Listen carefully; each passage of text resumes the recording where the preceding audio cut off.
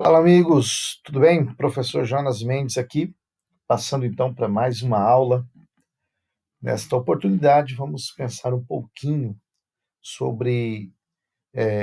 Nós já falamos sobre a estrutura de um trabalho, né, um trabalho acadêmico, como que nós iniciamos a pesquisa, o que nós precisamos saber antes de efetuar uma pesquisa, que temas devemos escolher. Tratei sobre isso em aulas anteriores, mostrando de forma clara que, de fato, devemos nos preocupar com o processo de escolha de um tema. Não podemos escolher um tema que não tem assunto sobre, um tema que está saturado, que ninguém mais, que já se falou muito, é muito batido, então isso é um problema. Um tema também que não encontramos material suficiente para sustentar a nossa pesquisa, isso também é um problema muito grave. Então, são questões que, de alguma maneira, nós devemos levar em consideração.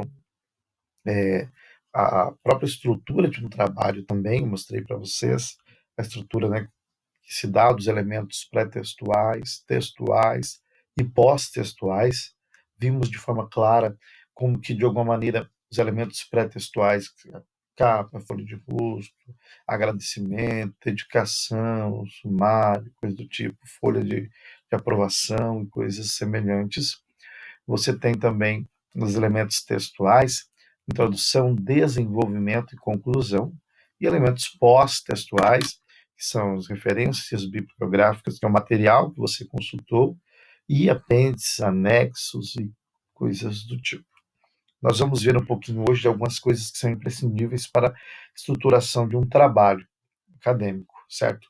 Primeiro, geralmente as fontes que usamos é Arial ou Times New Roman, são as fontes que mais usamos, essas são as frequentes. Tamanho, o tamanho 12, tá? É a cor preta, então, exceto em ilustrações, que se utilizam outras cores, ou em casos extremos de citação, por exemplo, nota de rodapé, o tamanho é diferente também. Mas essas são as fontes que geralmente se usam. Espaçamento 1,5, isso é uma questão muito simples. Margem à esquerda superior 3, à direita 2. Então, também são fatores importantes que devemos ter em consideração aí. Se nós não levarmos em consideração esses elementos, vamos acabar criando um trabalho fora dos padrões reconhecidos pelas normas da BNT. Outra coisa importante que nós devemos levar em consideração é justamente a citação. Mas o que seria citação? Alguém poderia perguntar. A citação é uma questão muito simples. Todo trabalho que nós realizamos, ele tem que ter embasamento teórico. Nossa opinião não vale de muita coisa ainda, tendo em vista que não somos especialistas no assunto, certo? Então nós precisamos citar outras pessoas, nós precisamos recorrer a um referencial teórico, um embasamento teórico, citar pessoas para dar fundamentação àquilo que estamos querendo demonstrar, certo? Quando estamos em texto, estamos argumentando, querendo propor uma visão, uma interpretação ou qualquer outra coisa, nós precisamos utilizar-se de referenciais teóricos, que são pensadores da área, autoridades no assunto, para embasar teoricamente aquilo que estamos falando. Então, esse processo de citar um autor para fundamentar o que estamos falando, nós acabamos tendo que recorrer, né, a pessoas, a outros trabalhos acadêmicos, a livros, revistas e coisas semelhantes. Então, existe um processo de citação que é importante. Não citar ninguém não é possível, não tem como você não citar ninguém, você não vai estar embasando o seu trabalho. Então, o seu trabalho não está embasado com a, né, autoridades no assunto, então o seu trabalho se torna um trabalho fraco, certo? Então, é importantíssimo citar, tá, autoridades no assunto, aquilo que eu comentei na aula quando eu falei sobre a escolha de um tema que tenha material suficiente para você pesquisar, que tenha pessoas gabaritadas no assunto que estão falando sobre. A escolha do material que você vai utilizar, você deve entender que quem você vai consultar, quem você vai citar, são pessoas que devem ser autoridades no assunto. Isso é muito importante. Não adianta citar pessoas que não são autoridades no assunto. Então, o seu trabalho vai ser um trabalho frágil. Tá? Isso é muito importante. Então, a citação, né, é muito importante. A citação é a menção do texto de informação extraída de outra fonte para esclarecer, ilustrar ou sustentar o assunto apresentado. podendo aparecer no texto ou em notas de rodapé. Então, tanto faz, ela pode aparecer dentro do texto ou em notas de rodapé.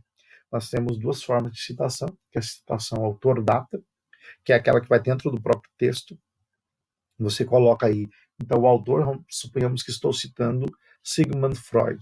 Então, eu coloco lá Freud, o livro dele foi produzido em 2010. Freud, se for no final da citação em maiúsculo, tudo maiúsculo, Freud, 2010, P, né, página, que é o pezinho que indica a página, e coloco o número da página que estou citando. Isso também é muito importante, termos em consideração. Mas também podemos fazer a citação por nota de rodapé, onde eu introduzo em nota de rodapé os elementos, né, da obra que consultei, tá, e a paginação da obra com data e coisas semelhantes. Então aí seria por nota de rodapé, ok? A citação é importante pelo seguinte: muitas pessoas às vezes se utilizam das ideias de algum autor, uma ideia que aprendeu, e não cita. Isso é configurado como plágio. Plágio é quando você se apropria indevidamente, né, de uma ideia, de um patrimônio intelectual de outro e não lhe atribui as honrarias, certo? Que são devidas. Então é importante levarmos em consideração que devemos reconhecer, certo, o mérito de cada um na construção do seu arcabouço teórico, intelectual, tá? Se apropriar indevidamente de ideias, do patrimônio intelectual de outra pessoa vai ser configurado como apropriação, né? Apropriação indevida e é um roubo, ok? Você está sendo configurado aí como um ladrão no quesito das ideias. Não pode fazer, isso é errado, ok? Então, o plágio é quando você copia, né, as ideias de uma pessoa e quer passar como se fosse sua. Isso é complicado. Então, temos que tomar cuidado com os trabalhos, né, que são copiados da internet. Isso é muito complicado. Temos que tomar cuidado com isso aí, tá bom? Então, temos alguns modos básicos de apresentar a citação. Temos a citação direta, citação indireta e citação da citação. Então, temos a citação direta, a citação indireta e citação da citação, sendo que a citação direta ela se divide em duas partes, tá? E eu vou falar sobre isso aí pormenorizadamente, vou mostrar como que se dá essa questão. Citação direta, citações diretas no texto de até 3 linhas, olha só, isso é muito importante, tá? Eu disse que a citação direta é dividida em 3 partes, então, 2 partes, melhor dizendo, então olha só. As citações diretas no texto de até 3 linhas devem estar contidas entre aspas duplas, ok? Citações diretas no texto de até 3 linhas, não pode passar de 3 linhas, não pode ser 4, tá? Pode ser 1 linha, 2 linhas, 3 linhas, mas não pode passar disso. Até 3 linhas, citação direta, deve estar contidas com aspas duplas. Então, você tem aspas duplas na citação direta em até 3 linhas. Muito importante. Vamos lá. Por se tratar de uma transcrição literal do trecho do original, é obrigatória a menção da paginação de onde tal trecho foi extraído, ok? Então, isso é muito importante. Vamos lá. Se eu tenho aqui, suponhamos uma citação direta. Lery, 1979, página 58.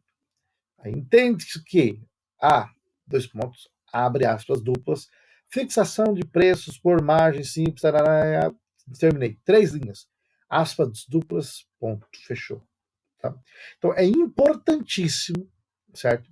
Que numa citação direta de até 3 linhas, você tenha aspas duplas e a menção da onde você tirou, do autor, do ano, da página, coisas do tipo, ok? Citações diretas no texto. Agora vem a questão importante. As citações diretas no texto de mais de 3 linhas devem ser destacadas com recuo 4, tá? Da margem esquerda, com letra menor do que a do texto. Então, geralmente, alguns recomendam a fonte 10, ok? A do texto é 12, alguns recomendam a fonte 10, tá? Espaçamento síntese sem aspas. Então, veja, as duas são citações diretas. Citação direta, porque eu estou transcrevendo diretamente a ideia do autor no meu texto, tá? Estou transcrevendo a fala literal do autor, então por isso que é chamado de citação direta. Citação direta, até 3 linhas. Então, eu vou usar aspas duplas dentro do próprio texto, até 3 linhas, aspas duplas, certo? E vou, de alguma maneira, também citar a página, o ano, a data e coisas do tipo, da onde tirei. Citação direta com mais de 3 linhas, no caso 4 linhas, 5 linhas, 6 linhas, aí eu já não uso aspas mais. Eu vou promover o recuo, né, da margem esquerda de 4 centímetros na margem esquerda, certo? Vou lá ver na regrinha lá em cima, 4, vou marcar lá, vou promover o recuo 4. Tamanho da fonte, geralmente 10, não absolutamente, mas geralmente 10, ok? Sem aspas, tá? Sem aspas. Isso é muito importante. O espaçamento é simples, tá? Enquanto que o do próprio texto às vezes não, ok? Espaçamento simples e sem aspas, que se tratar de uma transcrição literal do texto original, é obrigatória a menção também da paginação. É uma citação direta do texto, então você tem que ter a paginação.